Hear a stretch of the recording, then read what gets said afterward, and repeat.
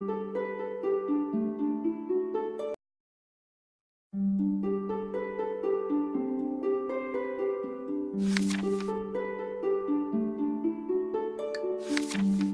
poor miller had 3 sons.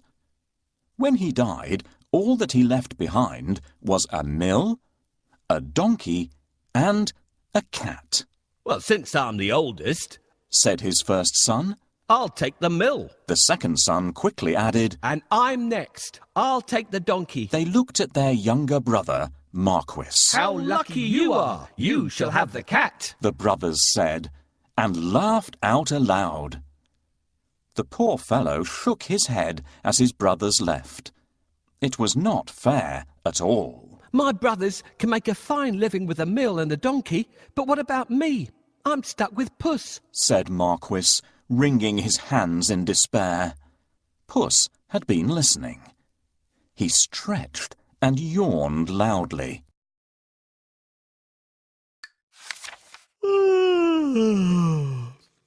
Now, you won't have to worry when I'm around.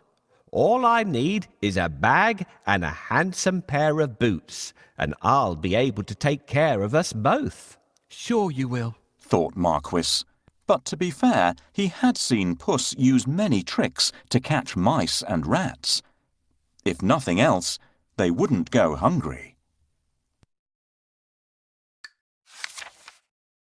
"Our father left us some property in his will. I can't help thinking that it's been divided unfairly. Do you remember what I got?" "My father has left me this cat. What am I supposed to do with it?" "You don't have to do anything with me." "A talking cat? Did I really hear you speak, or am I dreaming?" "My dear master, please don't think that I'm useless. Just wait and see what I do, and you'll be happy that I belong to you." "How can I be happy when I've only got a cat and nothing else?" "You will understand soon. But first, can you get me a pair of boots and a sack?" "Did you forget that I don't have any money? See if you can find a sack here. We'll get the cobbler to make you a pair of boots." This is not a sack either. How about looking near that log? No, this is not a sack. Let's look somewhere else. Thank you. That's exactly what I need. Now that we have the sack, let's go and get a pair of boots from the cobbler. Found a sack? You're a smart fellow. Come, we'll go and see the cobbler. I'll pay him for the boots later.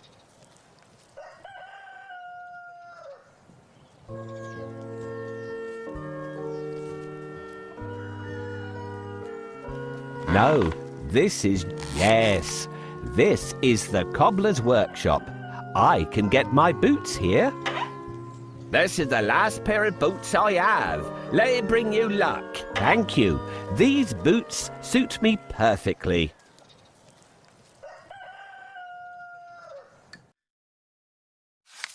Soon the cat was given his own pair of boots and the new bag that he had asked for. The boots fitted him perfectly, and he looked very smart. Puss packed a juicy cabbage and some bran in the bag, and slung it around his neck. He polished his whiskers and set out. Puss headed straight to a spot where there were plenty of rabbits. He had a great plan in mind. Puss opened the bag wide and hid behind a tree. Soon a rabbit came hopping by. He saw the cabbage and leapt straight into the bag. Whoosh! As quick as the wind, Puss grabbed the bag and tied it closed with a piece of string. With the rabbit in his bag, Puss walked straight over to the king's palace. He bowed low and presented him with the rabbit. Your Majesty, said Puss in Boots in a royal voice. This humble gift comes from my master, Lord Marquis of Carabas. This was a fancy name that Puss had chosen for his master. What a thoughtful gift, said the king, who loved roasted rabbit. The next time, Puss managed to catch a brace of partridges and took them once again to the king.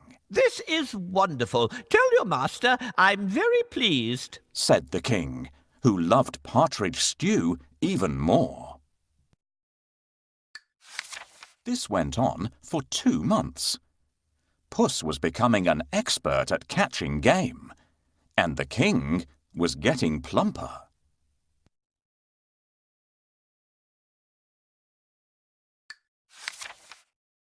First, I need a bait for the rabbit. What do you think rabbits love to eat? This is exactly what we need. No rabbit can resist the smell of a fresh cabbage. Get ready. When the rabbit comes closer, catch it.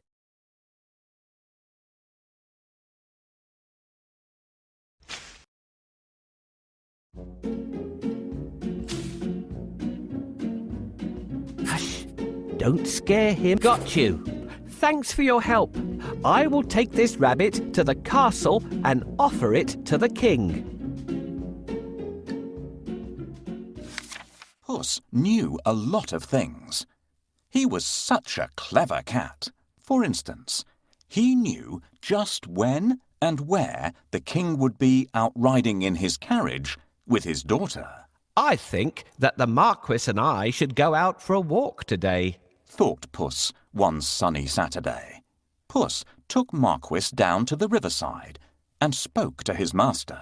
Today could be your lucky day. If things go to plan, you'll make a fortune, said Puss. Clip, clop, cling, clang. Puss heard the sound of a carriage approaching. They both looked into the distance. It was the king's carriage. What should I do? Marquis asked, ready to obey. He had grown happier with the food Puss brought in every day. Go and bathe in the river. I'll take care of everything else, said Puss. Is that all? Cried Marquis. He pulled off his clothes and jumped into the river at once. Splash! Quickly, Puss hid his master's clothes behind a rock. Help! My master is drowning! Somebody save him! Puss wailed. He was trembling from head to foot. The king recognized Puss at once. He remembered all the lovely meals he had enjoyed thanks to the cat. The king jumped out of his carriage. Go and save him, quickly, the king said to his servants. Puss said to the king, Your Majesty, some nasty thieves have stolen my master's clothes. Is that so? Don't worry. I'll find a suit for him, said the king. He ordered one of his servants to fetch some fine clothes. Soon Marquis was pulled out of the water, and the king's servant handed over a handsome suit for him to wear. As soon as Marquis put on those clothes, he looked just like a prince. He stood tall and handsome, and smiled shyly at the princess. Surprise, surprise, the princess fell head over heels in love with Marquis. Master, I have a great idea. All you need to do is go and bathe in the river. I will take care of the rest. Well, all right. That's easy. While he's bathing, I need to hide his clothes. Can you think of a good place to hide them?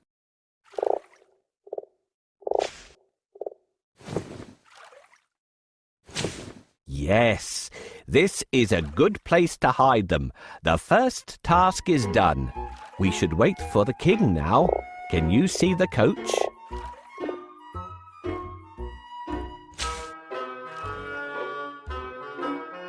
Your Majesty, please help!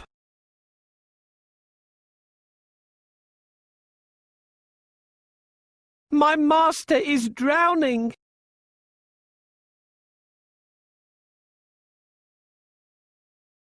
Your Majesty, please help!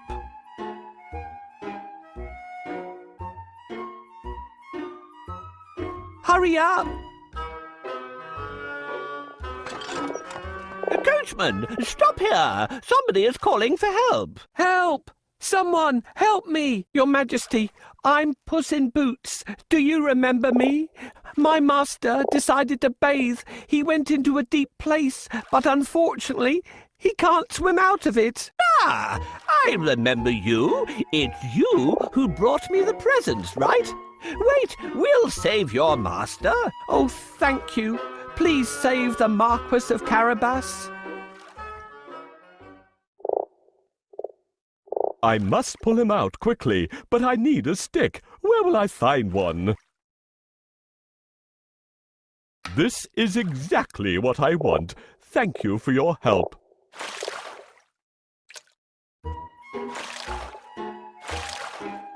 Here you are, dear Marquis of Carabas, safe on land again. Your Majesty, while my master was swimming, his wonderful suit has been stolen. Now he has no clothes to wear. I'll order one of the best suits to be sent from the royal cloakroom for your master. Thank you for your help.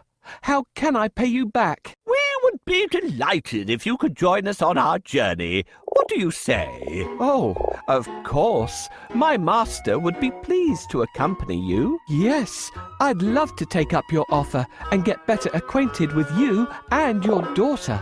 Then take a seat and let's go. I'm pleased to meet you, dear Marquis of Carabas.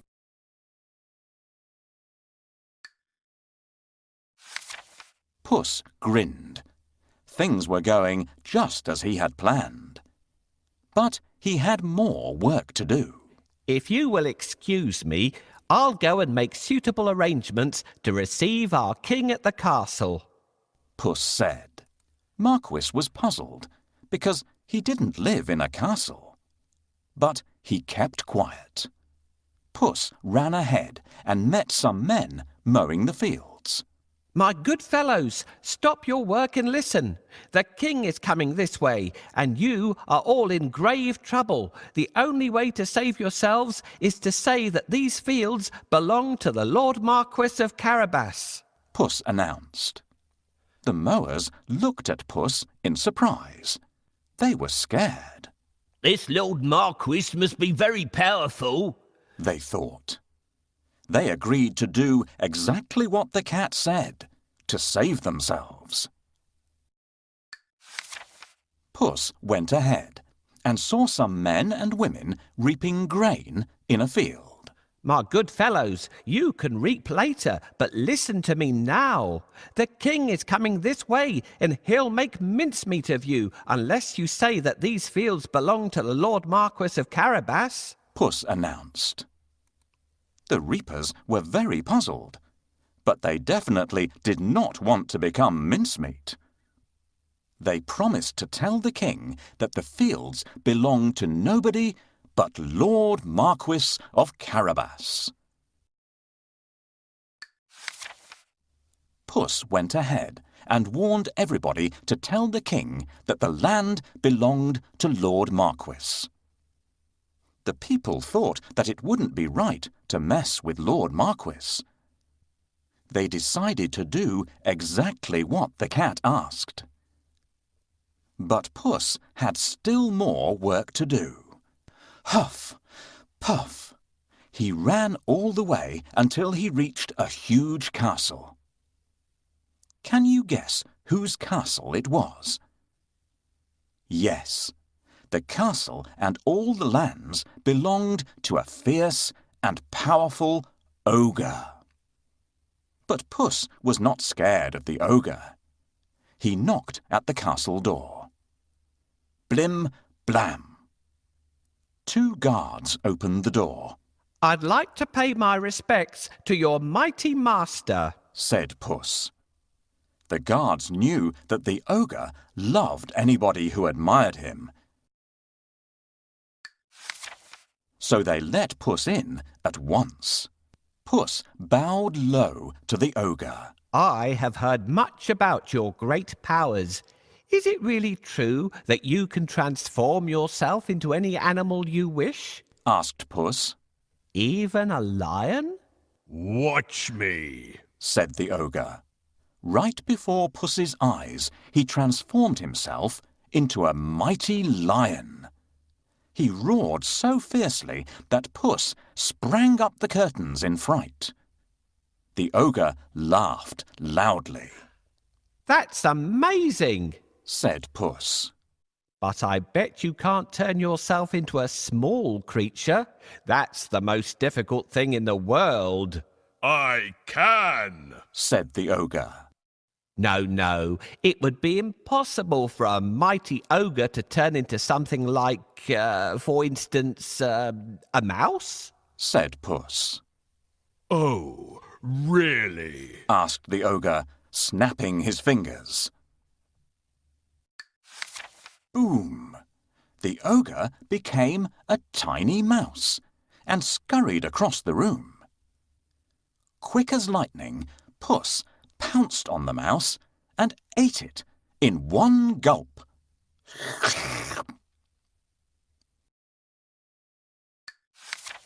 Puss licked his lips. He clapped his hands 3 times and summoned all the people living in the castle. The ogre is no more. Puss announced. Will you accept Lord Marquis of Carabas as your master? He is kind and just, good and generous. The guards, maids, cooks, servants, and everyone else in the castle looked at Puss in surprise. But they nodded at once. They had never really liked the ogre anyway. Puss ordered everyone to prepare a feast for Lord Marquis and his very special guest, the king himself.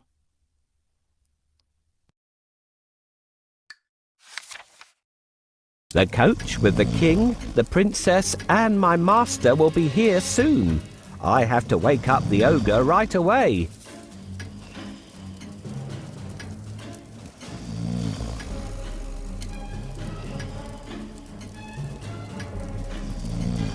I don't think we would wake him up this way.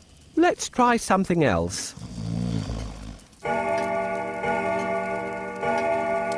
What? Who woke me up? What are you doing here, cat? How dare you disturb me? I have heard that you are a master of magic and can turn into any animal. Is that true? That's true indeed. I can prove it if you have any doubt. I would like to see. Can you do it?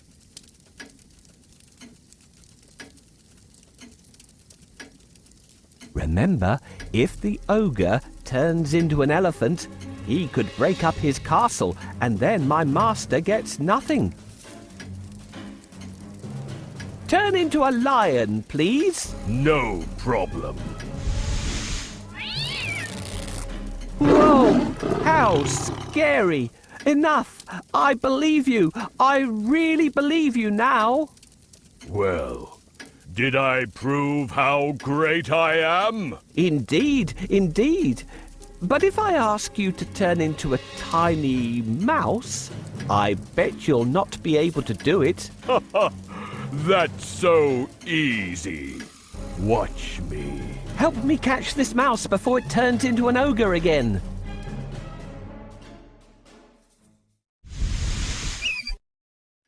Hooray! Now my master owns this castle. I'm smart and handsome. I'm the one and only Puss in Boots.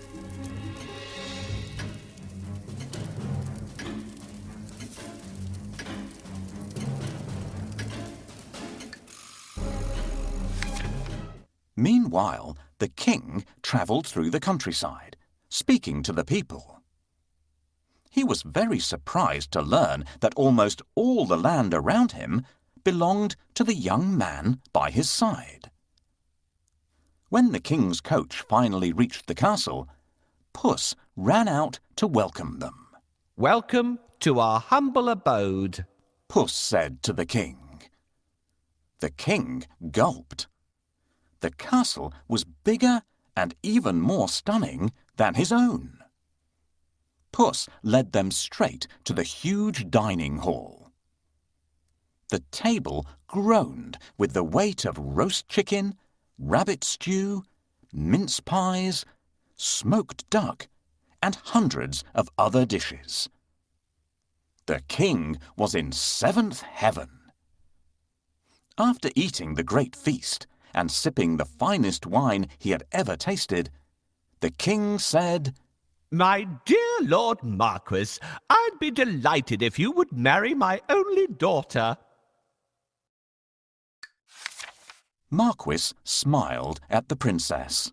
I will if the princess wishes to live with me, said Marquis shyly. The princess was so happy that she wanted to dance all around the castle. She blushed in delight and nodded.